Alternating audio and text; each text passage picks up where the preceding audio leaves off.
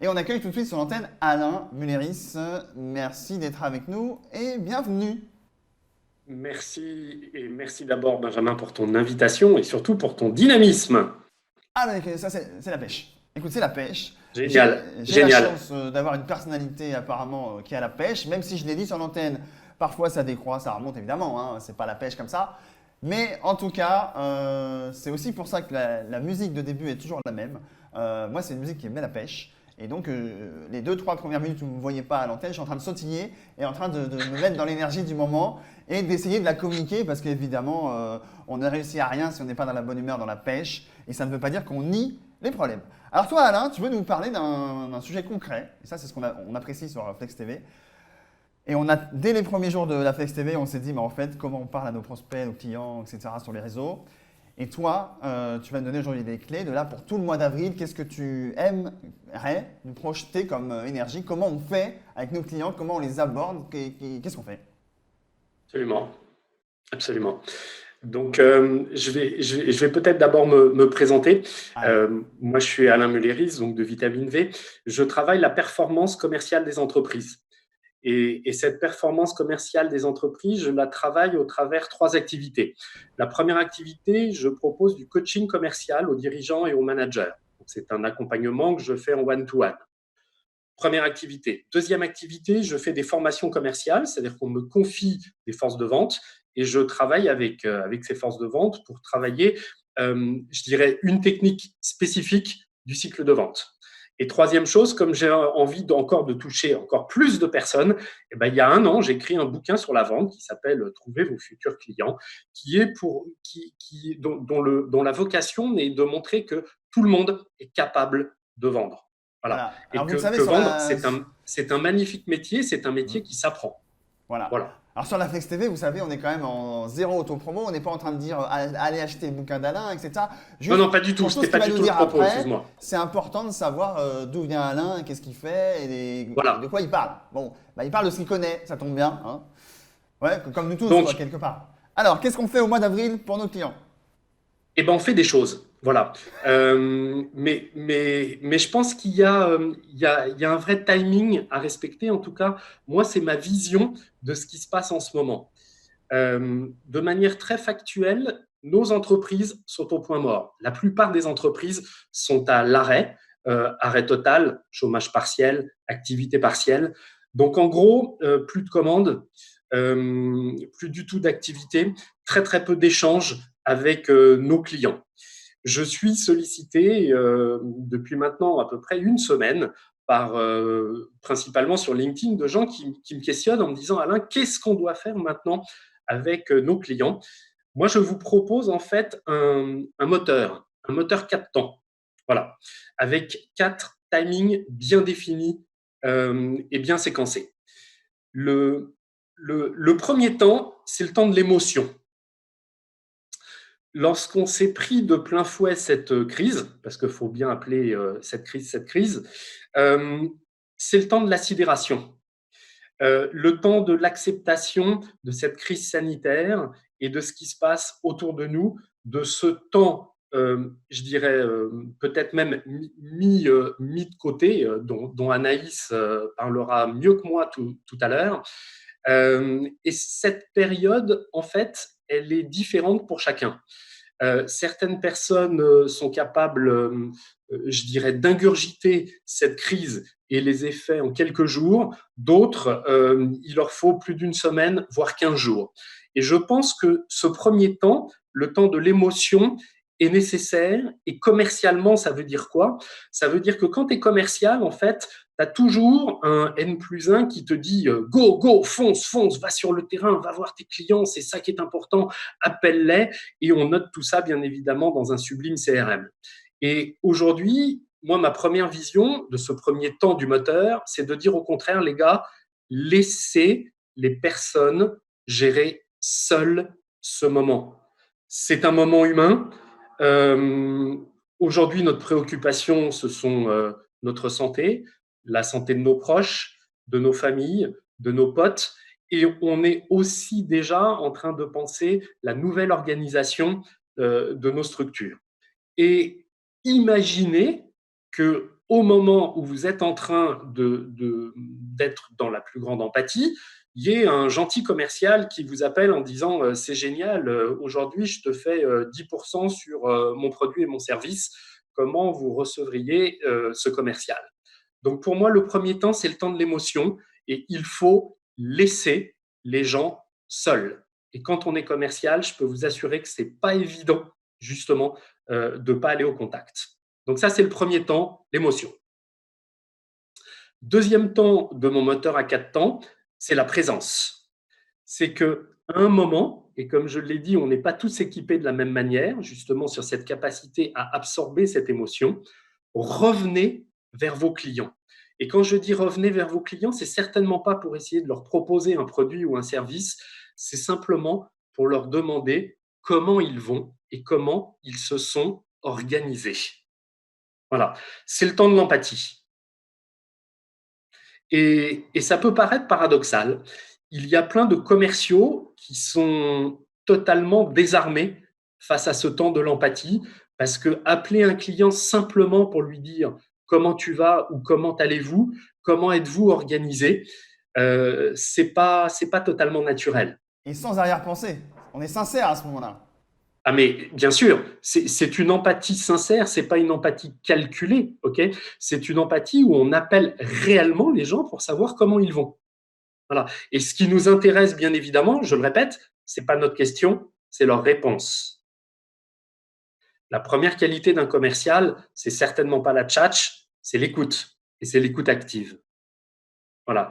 Et moi, je dis, dans ce deuxième temps, qui est le temps de la présence, et quand je dis présence, c'est bien évidemment la présence humaine, ok. Je pense que cet élément est totalement différenciant et que l'humain, à ce moment-là, va faire la différence. Voilà. Et je pense que dans la relation commerciale que nous avons tous avec nos clients, il y aura, en tout cas, il y a en ce moment beaucoup plus d'humain et beaucoup plus d'empathie qu'avant. Et tout ce que j'espère, bien évidemment, c'est qu'après crise, eh bien, il nous restera quelque chose de cela. Donc ça, c'est le temps 2, c'est la présence. Et tu l'as dit fort bien, Benjamin, c'est une présence et une empathie réelle, pas feinte. Le temps 3, c'est le temps de l'accompagnement. Voilà. Le temps de l'accompagnement, c'est de voir, on a du temps, nous avons du temps, tous nos clients ont du temps, ok. La preuve, c'est qu'on est toute la journée sur LinkedIn en train de suivre des webinars, des formations en ligne, etc., etc. Donc, nous avons du temps. Lorsque vous appelez un client, pour s'enquérir de sa santé, et dans le troisième temps, pour lui proposer peut-être des choses nouvelles, ou simplement savoir comment lui souhaiterait organiser, je dirais, le coup d'après, à mon avis, vous marquez des points. Voilà. Vous marquez des points parce que vous allez renforcer la relation commerciale, relation certes humaine, on a vu dans le temps 2 qui est la présence, mais là, c'est d'amorcer, je dirais, le temps d'après qui va être le temps de la reprise. Voilà. Parce que n'oublions pas que nous sommes effectivement dans une crise inédite, mais il y a quand même une bonne nouvelle, c'est qu'on va en sortir de cette foutue crise et qu'au moment où on va en sortir, les choses, à mon avis, iront très, très, très, très vite.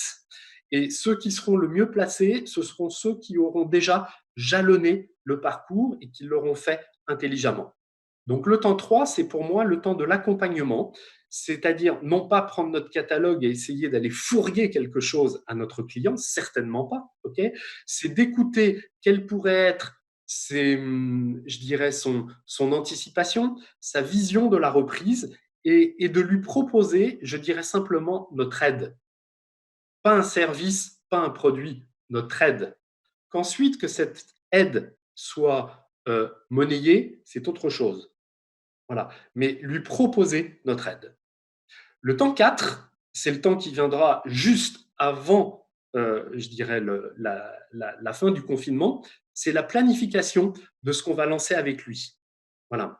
Euh, je le répète, à mon avis, ceux qui s'en sortiront le mieux de cette période, c'est ceux qui seront dans le bon timing avec leurs clients.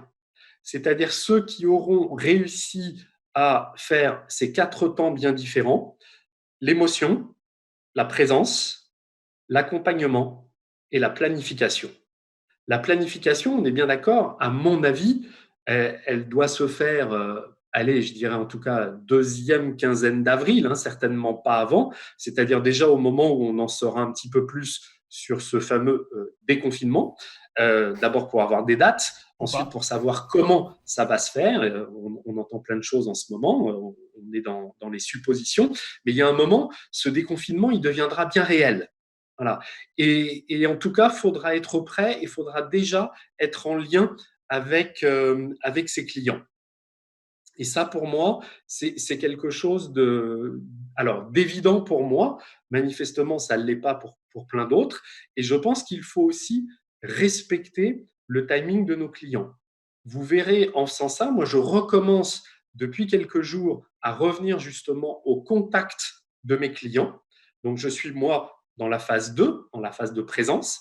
J'ai laissé la phase de l'émotion, surtout, je me suis retiré. Je suis dans la phase de présence et à chaque fois que j'ai envoyé un mail, j'ai eu des réponses très humaines de la part de mes clients et puis des vrais mails. Hein. C'est pas juste une ligne pour me dire merci Alain. Non, ils m'envoient des vraies réponses de leur part et ils me posent aussi des questions sur ma manière, non pas de voir mon business, mais comment je le vis au quotidien. Donc, bien évidemment, ça rapproche, je dirais, notre relation commerciale. Alors, Voilà. ça veut dire que quelque part, d'ailleurs, tu fais par mail. Est-ce que je suppose que c'est pour pas les déranger à un moment qui leur convient pas et donc c'est asynchrone et ils te répondent quand ils veulent? Parce que normalement, on a tendance à dire téléphone, humain, tout ça. Et là, Tout toi, à tu me fait. dis non. Tu me dis mail. Pourquoi mail alors? Alors moi, je le fais plutôt par mail parce que je pense que la première reprise pour m'enquérir de la santé de mes clients, c'est beaucoup plus simple, en tout cas pour moi, de le faire par mail. Tu l'as dit, ils peuvent effectivement, en mode asynchrone, recevoir mon mail et y répondre quand ils le veulent. J'ose espérer, bien évidemment, et je continue de toucher du bois. Pour l'instant, je n'ai pas eu je dirais, de réponse dramatique et humaine de la part de mon entourage professionnel proche, et je croise les doigts, voilà.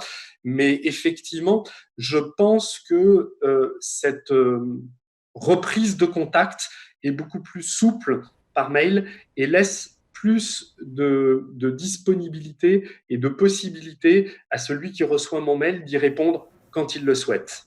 Et ce qui est assez paradoxal, c'est que en fait, les réponses de mes clients arrivent très très très rapidement. C'est-à-dire qu'en fait, je vois que ce type de mail les rend, allez, je vais peut-être utiliser un mot un peu fort, les rend heureux ou en tout cas leur donne de la joie que quelqu'un s'enquiert réellement de leur santé. Et quand je dis de leur santé, c'est d'abord de leur santé à eux, et ensuite, bien évidemment, ils me parlent tout à fait spontanément de la santé de leurs entreprises. Voilà. On a tous reçu des mails comme ça, mais dès les premiers jours, on appelle ça du newsjacking. Ah, vous êtes certainement touché par la crise. Nous avons tel service qui peut vous aider en tel truc et cliquez là et machin. Et là, quand on t'entend, et d'ailleurs sur le chat ça réagit pareil, on a Marlène Volant sur le chat qui dit mais c'est exactement ça, bravo. J'ai des membres du staff de Flex TV qui m'ont dit moi je fais ça depuis 15 jours, du coup je suis submergé. Donc quelque part, si on applique tes conseils, il n'y aura plus personne pour intervenir sur Flex TV, ça ne va pas du tout. Qu'est-ce que c'est que ce truc? Et est-ce que quelqu'un qui n'a jamais été dans cette mentalité de vraiment servir, aider l'autre, machin, là en t'écoutant, est-ce qu'il peut changer en fait? Est-ce que c'est parce que être aligné et être sincère, ça s'invente pas, j'ai envie de dire. Alors comment tu aurais une ou deux clés de comment moi, qui peut-être je suis un commercial ou intelligent et j'ai toujours fait du bourrinage là et là je t'entends et je te dis et je me dis mais oui il a raison. Comment je peux changer Alors, quoi? alors en tant que commercial, je suis moi-même commercial, je suis un ancien commercial, je suis un ancien directeur commercial, j'ai toujours agi avec éthique. Je ne sais pas si je reprends ton mot, j'ai un jour bourriné peut-être, hein, parce que je devais avoir un directeur commercial qui me demandait des objectifs plus et toujours plus. Je crois qu'aujourd'hui, il y a un moment, ça va être très très dur, surtout pour les directeurs commerciaux, mais je pense qu'en ce moment, faut lâcher les indicateurs, vraiment. On se fout du nombre de contacts qu'il peut y avoir entre un commercial et ses clients.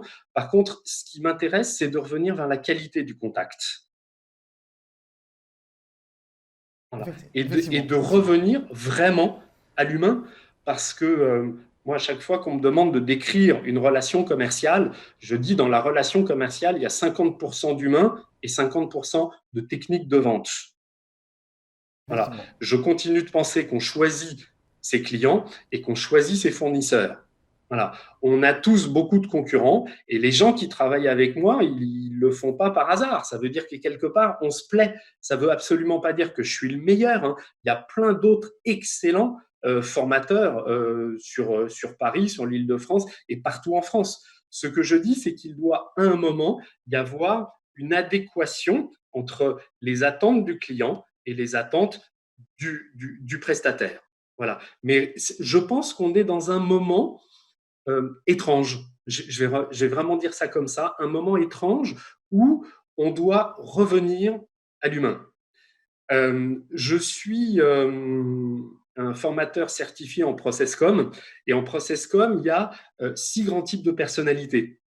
Euh, alors, il est clair que pour moi, c'est assez simple puisque ma base est une base de type empathique et donc ça ne me pose aucune, mais je dis bien aucune difficulté d'appeler très sincèrement mes clients pour m'enquérir de leur santé et de savoir simplement s'ils vont bien et surtout de ne pas discuter business. Et le simple fait d'entendre qu'ils vont bien, déjà, moi, en tant qu'empathique, ça me fait du bien. Donc, en plus, ça me nourrit, c'est absolument génial. C'est du gagnant-gagnant Voilà. alors, effectivement. Ah, Et mais évidemment, c'est du gagnant-gagnant. Mais pour moi, la relation commerciale, c'est du gagnant-gagnant. Et on peut tout à fait être un excellent commercial, ok, en ayant de l'éthique et en travaillant l'humain. voilà. Voilà. Et je vais même aller plus loin. Euh, je vais citer quelqu'un que j'aime bien, qui est Stephen Hawking. Et Stephen Hawking, il dit, je le lis, hein, parce que je ne voudrais pas me tromper, l'intelligence est la capacité de s'adapter au changement. Eh bien, je pense que la crise qu'on connaît aujourd'hui peut permettre de remettre de l'intelligence dans la relation commerciale. Voilà. Et si on arrive effectivement dans cette situation extraordinaire, dans cette situation hors norme, où on est tous confinés, on est tous chez nous, on a tous, enfin moi j'entends que ça, hein, des gens qui ont envie de faire des choses pour les autres, et j'ai plutôt envie de m'attarder avec ces gens-là qu'avec les autres, ok eh bien, profitons justement de ce temps pour remettre de l'intelligence et pour changer, allez, je vais dire pour le mieux, en tout cas moi c'est mon souhait, la relation commerciale et de revenir à plus d'humains. Et plus d'humains, je le redis, ne veut pas dire gratuité des services et des produits qu'on propose. Voilà, parce que c'est vrai que j'ai aussi pas mal de personnes qui me demandent sur LinkedIn, Alain, est-ce que maintenant je suis simplement généreux et je propose tout gratuit? Moi, je dis attention, la gratuité, c'est très très bien, la générosité, c'est bien, la gratuité, c'est totalement autre chose. voilà. Et puis il y a une histoire de pérennité aussi dans toutes les entreprises. Le meilleur Bien service qu'on sûr, puisse. Moi, je commence à expliquer ça à mes clients depuis quelques mois. Le meilleur service qu'on puisse rendre à nos clients, c'est d'être pérenne, de pouvoir leur assurer du moyen terme et faire en sorte que la relation se construise. Si quelque part je fais trop de gratuité, que je me casse mes marges, etc. Et encore une fois, les prix peuvent changer dans cette période parce que, ou alors on peut étaler des paiements, ou alors évidemment. on peut être dans plein de choses. Mais si on est dans le gagnant-gagnant, on doit faire en sorte que les deux s'en sortent. Et quelque part, bah, il y a certes la relation monétaire, il y a tout ce qu'on obtient et qu'on donne autour, mais concrètement, il y a forcément un échange au bout d'un moment qui doit être formalisé. On te remercie en tout cas pour ta chronique, pour ton apparition ici sur la Flex TV, première fois. Euh, Merci beaucoup. on espère que ce sera suivi par beaucoup d'autres. En tous les cas, Avec grand plaisir. ah bah alors bon bah à une prochaine.